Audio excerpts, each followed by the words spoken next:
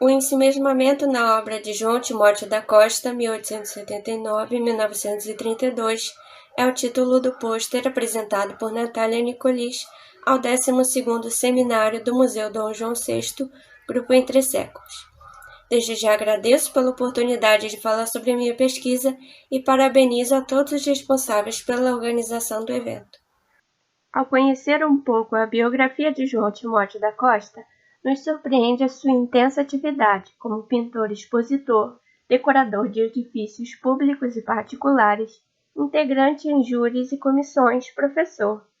Mas também nos chama a atenção algumas circunstâncias difíceis em sua vida, a começar pelo preconceito, que deve ter enfrentado desde cedo, as mortes precoces do seu irmão e da sua filha Nadir, na década de 1920.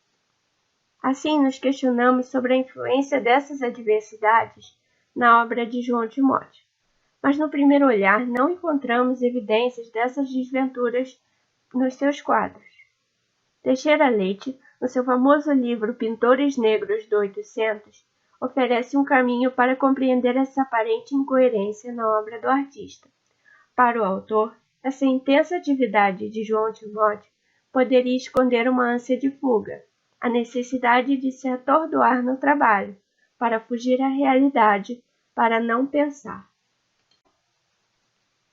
Com esse breve estudo, buscamos destacar a obra de João Timóteo da Costa, a sua biografia e a sua atuação no contexto do século XX, em especial na década de 1920, verificar a influência das adversidades vividas pelo artista nas suas obras, o preconceito, as perdas familiares e a enfermidade que o acometeria anos depois.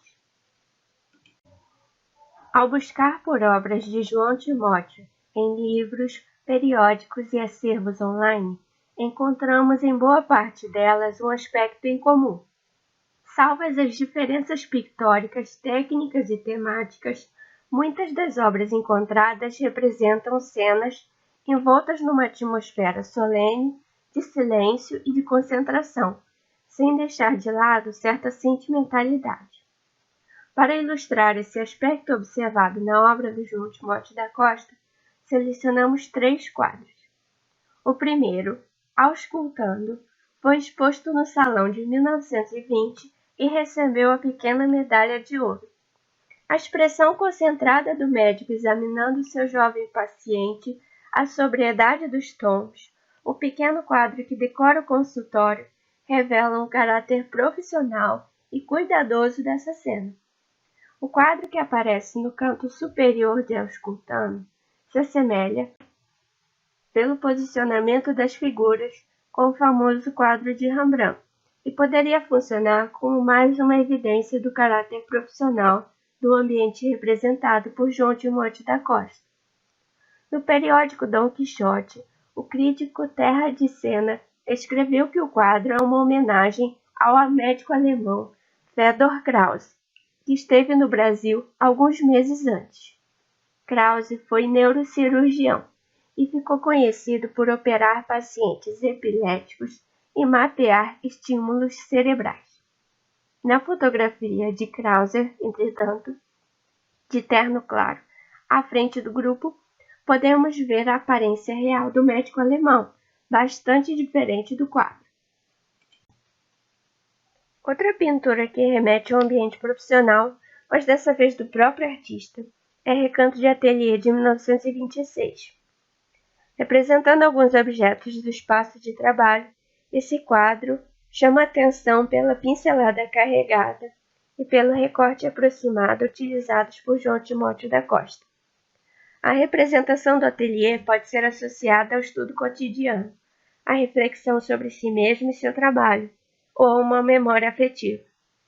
A figura feminina repousando sobre uma base curva é provavelmente uma moldagem em gesso, que também encontramos numa pintura de ateliê de Arthur Timóteo da Costa. Ambas as figuras se assemelham, por sua vez, à alegoria A Noite, de Michelangelo, uma das esculturas que decoram a Capela dos Méritos, em Florença.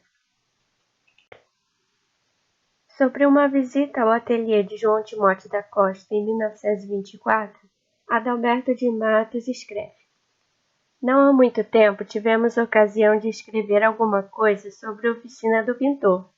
Vivia então seu irmão Arthur, grande organização artística, prematuramente roubada ao convívio de todos nós. Confessamos a nossa saudade ao entrar naquele ambiente. Os menores detalhes relembram-nos aspectos da sua vida, das suas rabugices a propósito de verdadeiros nadas. João Timóteo carinhosamente conserva o mesmo ambiente de saudade, a mesma distribuição do mobiliário e a mesma colocação nos objetos decorativos. Considerando que João e Arthur Timóteo da Costa dividiram o ateliê e que João Timóteo preservou obras e objetos do seu irmão, é provável que seja a mesma bondade. Em certa medida, então, o recanto de ateliê pode ser visto como uma memória afetiva, resgatada pelo artista, entre outras interpretações possíveis. A paisagem, de 1926, como muitas paisagens que João Timóteo da Costa representou, tem a linha do horizonte alta, acima do meio do quadro, com o mar calmo e céu claro no plano de fundo. Assim como na natureza morta, na paisagem, a ausência de figuras humanas não elimina a característica reflexiva, concentrada, que a pintura de João Timóteo apresenta. Adalberto de Matos, em um artigo publicado em 1926, escreveu que João Timóteo tinha fama na época de consciencioso artista, termo que parece adequado pela nossa análise. O aspecto ensimesmado que observamos em suas obras pode ser atribuído aos personagens, absortos em uma tarefa ou nos seus próprios pensamentos, na simbologia de algumas figuras, na atmosfera silenciosa, tranquila das suas paisagens e naturezas mortas, ou na postura do artista diante do seu motivo, na minúcia da pincelada, na escolha de temas pitorescos. A arte de João Timóteo da Costa parece fazer o caminho oposto das atribulações da sua vida pessoal, apresentando um aspecto pacífico e afetuoso da sua natureza. Angione Costa observou uma afeição sentimental em sua entrevista com o artista. Cito: O pintor João Timóteo costuma traçar a diretriz da sua vida dentro do lema da arte para a arte, muito embora a afeição sentimental do seu espírito, sem ele se aperceber, desvie-o constantemente dessa justa medida e direção.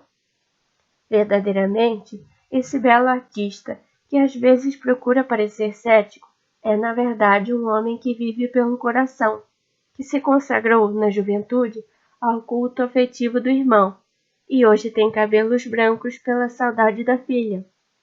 É desta maneira um sentimental, em luta com diversos fatores morais, uma individualidade muito diferente da que se julga, sendo que esta diferença é constituída por certa soma de beleza, que o torna um artista querido entre os seus companheiros de arte. Talvez a dedicação ao trabalho seja uma fuga da realidade, como pontuou Teixeira Leite, mas o aspecto ensimesmado das suas obras poderia ser reflexo da sua própria maneira de lidar com as adversidades, recolhido em seus pensamentos, no seu olhar melancólico sobre as coisas, conforme expresso nas obras de João Timóteo da Costa.